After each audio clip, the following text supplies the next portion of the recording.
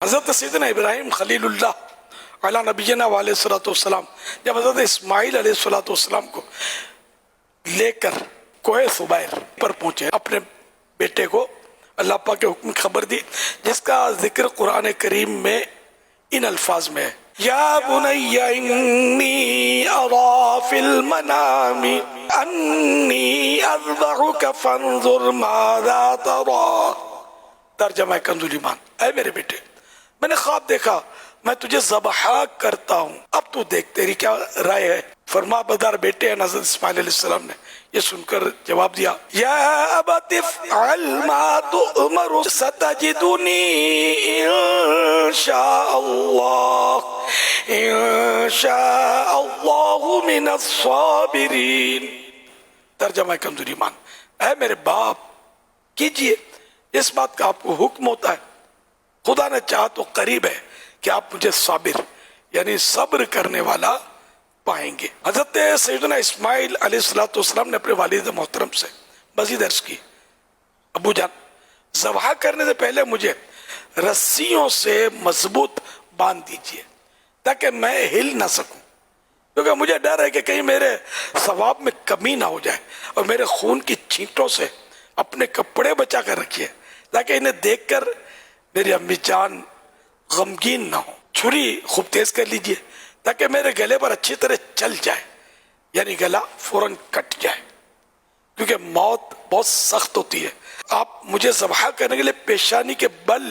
لٹائیے، پیشانی نیچے ہو اس طرح لٹائیے، یعنی چہرہ زمین کی طرف ہو تاکہ آپ کی نظر میرے چہرے پر نہ پڑے،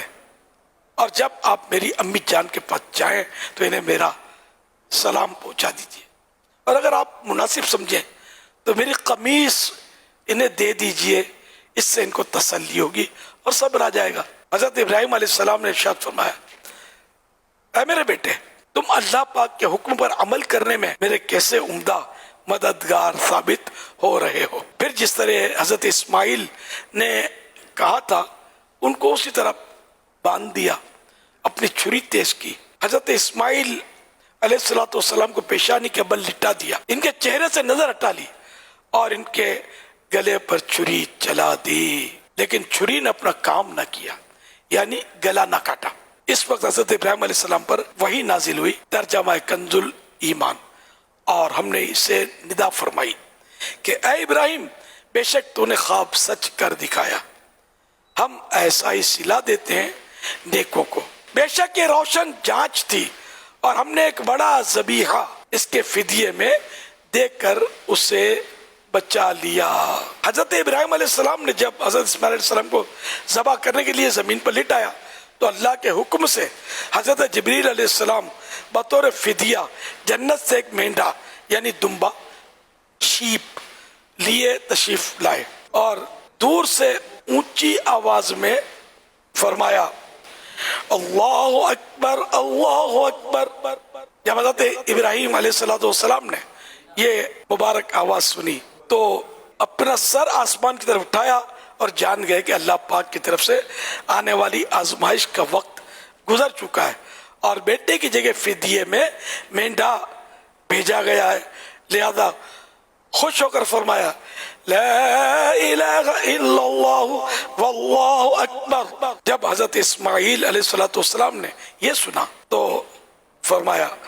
اللہ اکبر وللہ الحمد۔ اس کے بعد سے ان تینوں پاک حضرات کے ان مبارک الفاظ کی ادائیگی کی یہ سنت قیامت تک کے لیے جاری و ساری ہو گئی۔ حضرت ابراہیم علیہ السلام نے حضرت اسماعیل علیہ السلام کے فدیے میں جو مینڈا یعنی دمبا ذبح فرمایا تھا، اس کے بارے میں اکثر مفسرین کا کہنا یہ کہ وہ مینڈا یعنی دمبا جنت سے آیا تھا، اور یہ وہی مینڈا تھا جس کو حضرت آدم علیہ السلام کے بیٹے حضرت حابیل رحمت اللہ علیہ نے قربانی میں پیش کیا تھا۔ اس مینڈے کا گوشت پکایا نہیں گیا بلکہ اسے درندوں یعنی پھاڑ کھانے والے جانوروں اور پرندوں نے کھا لیا۔ حضرت سفیان بن عیینہ رحمت اللہ علیہ فرماتے ہیں اس مینڈے یعنی دمبے کے سینگ عرصے دراز تک کعبے شریف میں رکھے رہے، یہاں تک کہ جب کعبے شریف میں آگ لگی تو وہ سینگ بھی اس آگ میں شہید ہو گئے، جل گئے.